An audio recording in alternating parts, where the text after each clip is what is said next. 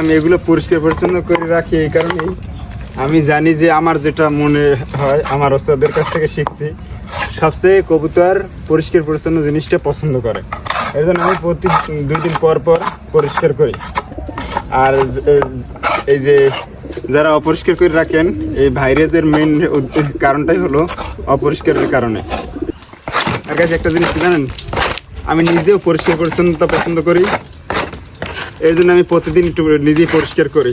আর সবসময় খেয়াল খোঁজ রাখবেন, তারপর 2 দিন বা 5 দিন পর পর কবুতরকে গোসল করাবেন, তাহলে দেখবেন ইনশাল্লাহ ভাইরাস থেকে মুক্ত থাকবে।